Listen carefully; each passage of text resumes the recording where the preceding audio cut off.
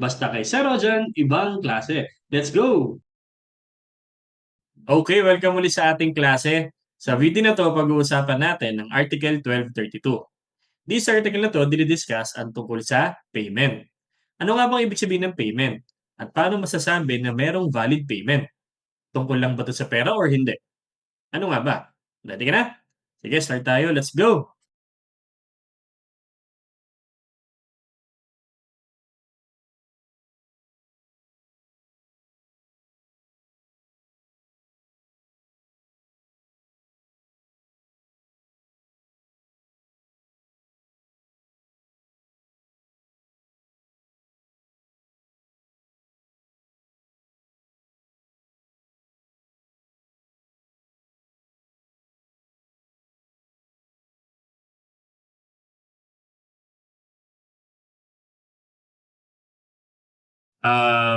Yung ating 1231 is about extinguishment of obligation. Yan. So, ito na yung section 4 or chapter 4 ng ating obligations. Okay? So, ngayon, itong 1231, enumerate natin yung primary classifications of extinguishment. Kumbaga, may 6 na primary mode of extinguishment. Meron, yun na nga yung payment, loss of the thing due, condonation or remission, confusion or merger, compensation, at saka novation. Bawat isang extinguishment, isang section. So, una na nga dito yung payment. So, therefore, section 1 ito ng chapter 4. Yan. So, starting 1232, Article 1232. So, ngayon, ano bang ibig sabihin ng payment? What's the concept behind payment? Ang payment, hindi lang siya tungkol sa pagbabayad ng pera. Pwede rin siyang tungkol sa performance. So, ang payment is a mode of extinguishment which can consist of pwedeng in the form of delivery of money, or kaya naman performance in any other manner of an obligation. So, hindi naman kinakailangan na 'pag sinabing payment ay bayad ay pera kaagad. Depende na 'yan do'n sa obligation. For example, ang obligation mo yung magbigay ka ng specific na bagay, so therefore, 'yun yung delivery na dapat mong ibigay kay, creditor. So, yung object na mismong object ng obligation. So, 'pag binigay mo na siya, performance, so 'yan, meron ka ng considered na payment. Okay. So ngayon, ano bang mga requisites ng isang payment? So what are the requisites? Dito tayo, requisites. Number 1, yung siyempre yung taong nagbabayad, the person who pays. Meron dapat taong or isang party na magpe-perform or magde-deliver. So the person who pays, and then pangalawa, yung person to whom payment is made. Kung kanino ibibigay yung payment. So the person to whom payment is made. Yan. What else? Pangatlo, yung mismong thing na ibibigay or ibabayad. So, the thing to be paid. Okay? The thing to be paid.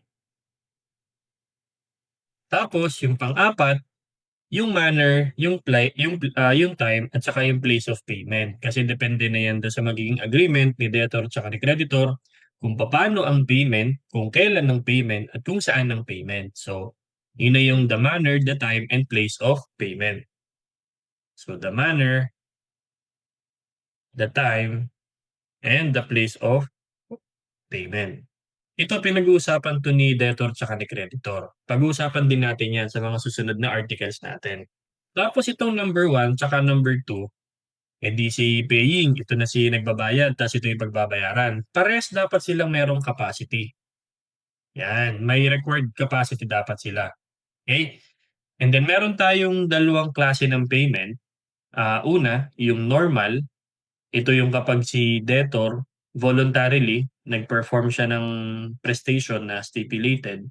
Tapos yung pangalawa, abnormal, which is kapag halimbawa napipilitan siya dahil merong judicial proceeding para mag-comply with, sa prestation or para magbayad ng indemnity. So, meron tayong kinds of payment, okay? Una is meron tayong normal, which is voluntary. Kumbaga nagkusang mag-perform, magbayad si debtor, okay? Walang nagpilit sa kanya.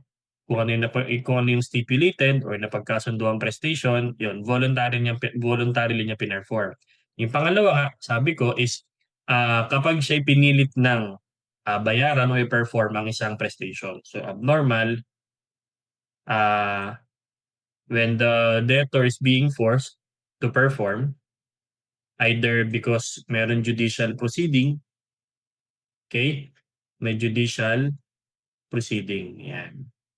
Siyempre hindi ka naman puwedeng pilitin sa isang bagay na ayaw mong gawin kasi that's involuntary servitude, which is against to parang public policy, okay? Contrary to to Lamog Sipap, okay? Pero kapag siya ay judicial proceeding na ang nagbigay sa kanya ng parang force, kailangan niya na mag-comply yun. Either with prestation or magbayad siya ng indemnity, okay? Ngayon, sir, 'pag halimbawa si debtor tsaka si creditor, parehas silang parang nagde-deny. Let's say si A may utang kay B, let's say 10,000. So si A siya si debtor, si B siya si creditor. Ngayon si A or si B parang inaakusahan niya, so ito si plaintiff, okey? Siya yung nagrereklamo. Inaakusahan niya si A na hindi pa nagbabayad. Sabi ni B, "Court, ito pong si A hindi pa nagbabayad." So ano ina-allege niya? Ang ina-allege niya ay non-payment, okey? Yan yung inaakusa niya. Hindi pa po nagbabayad si A. Tapos itong si A, which is, defendant naman 'to kasi siya yung kailangang depensa, okey?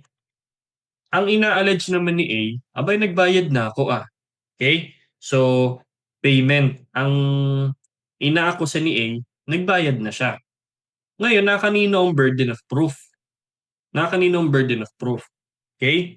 Sinasabi sa court, general rule, ang general rule, whoever pleads has the burden of proving. Kung sino ang nag-aakusa, siya ang may burden na patunayan. So ang general rule natin, whoever pleads, okay, has the burden of proof.